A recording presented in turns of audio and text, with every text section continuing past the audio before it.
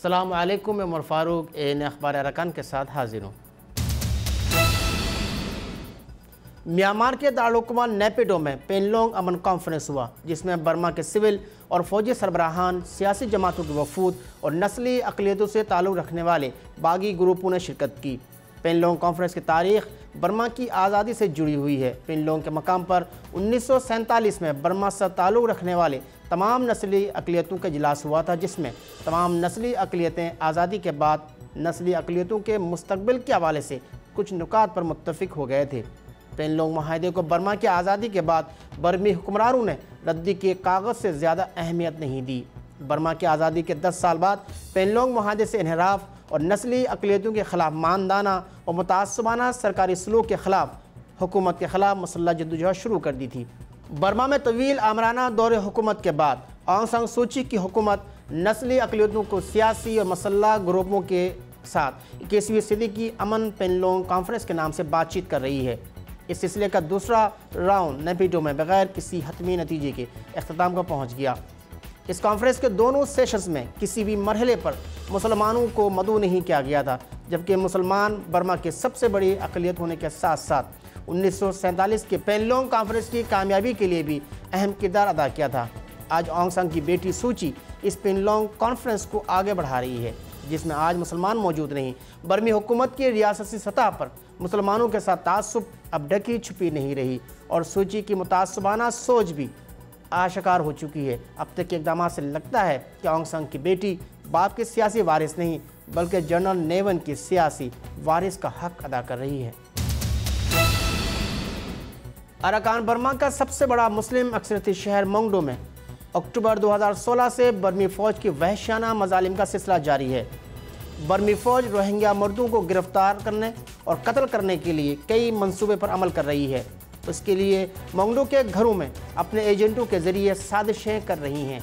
2 रोज़ कबल बर्मी फ़ौज के एजेंटों ने 2 अदद ख़राब हथियार के साथ 25 नौजवानों के नाम तहरीर करके एक घर में छुपा दिया था और इस घर में फ़ौज ने छापा मारकर उसे बरामद करने का ड्रामा स्टेज किया। बर्मी फ़ौज के एजेंटों ने गाँव के 25 ऐसे नौजवानों का नाम बरामद होने वाले कागज़ में तहरीर किया, जिनमें से अक्सरियत उलमा इकराम और पढ़े लिखे नौजवानों की है, जिनकी गिरफ्तारी के लिए फ़ौज ने छापे के नाम पर घरों में दाखिल होकर ख़वातीन और बच्चों पर तशद्दुद करना शुरू कर दिया है। बर्मी फ़ौज रोहिंग्यों की नस्ल कुशी के लिए कत्ल, आबरूरेज़ी, गिरफ्तारियों और बस्तियों को जलाने के साथ अपने एजेंटों के ज़रिए नौजवानों बैरून मुल्क स्मगल और साजिश करने में मसरूफ़ हैं। इस तरह के साजिशों के ज़रिए अपने वहशियाना कार्रवाइयों को जवाब फराहम करना है और इस तरह दुनिया की आंखों में मुसलसल धूल झोंकते रहना चाहते हैं। मुक़द्दस तरीन इस्लामी महीना रमज़ानुल मुबारक का आगाज़ हो गया है। दुनिया भर के मुसलमान इस मुक़द्दस महीने को इंतहाई मजहबी जोश व खरोश से मना रहे हैं। दुनिया के तमाम खित्तों में बसने वाले मुसलमान रहमत बरसने वाले इस महीने में रात दिन इबादत में वक्त गुजारते हैं। बर्मा की रियासत अराकान दुनिया का वाहिद खित्ता ज़मीन है जहाँ के मुसलमानों को बाजमात नमाज व तरावी की आज़ादी है, न सहरी के बाद घर से बाहर सूरज तुलू होने से पहले निकलने की। इस सूरत हाल में उनके दुख में उस वक्त और इजाफा हो जाता है जब उनकी कसम परसी की ज़िंदगी उनके गुज़रे हुए दीन को बेख्तियार याद दिला जाते हैं। कल का खुशहाल घराना आज दरबदर की ठोकरें खाने पर मजबूर हैं। कल तक जो दूसरों की ज़रूरतों को पूरी करते थे, आज खुद ज़रूरतमंद बन गए।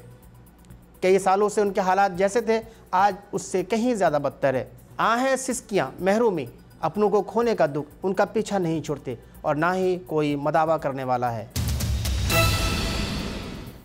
अराकान रोहिंग्या यूनियन ARU के डायरेक्टर जनरल डॉक्टर वक़ारुद्दीन ने रमज़ानुल मुबारक के मौका पर आलम इस्लाम और रोहिंग्या कौम को मुबारकबाद का पैगाम भेजा है। इन्होंने एक वीडियो पैगाम में कहा कि रमज़ानुल मुबारक का बाबरकत महीना अमन व मोहब्बत का दर्ज देता है। अपने पैगाम में उन्होंने रोहिंग्या मुसलमानों के मुश्किलात का जिक्र करते हुए कहा कि बर्मा में रोहिंग्या मुसलमान इंतहाई अबतर सूरत हाल का सामना कर रहे हैं। अराकान में रोहिंग्या मुसलमानों को मजहबी आज़ादी हासिल होनी चाहिए। इन्होंने IDP कैंप्स और दीगर मुतासरा इलाकों में रहने वालों के मुश्किलात को कम करने के लिए तुर्की, मलेशिया और इंडोनेशिया की हुकूमत और वहाँ के गैर सरकारी तंजीमों के जानिब से ARU के साथ रमज़ानुल मुबारक में इमदादी अशिया के तकसीम के प्रोग्राम का ख़ास तौर पर जिक्र किया।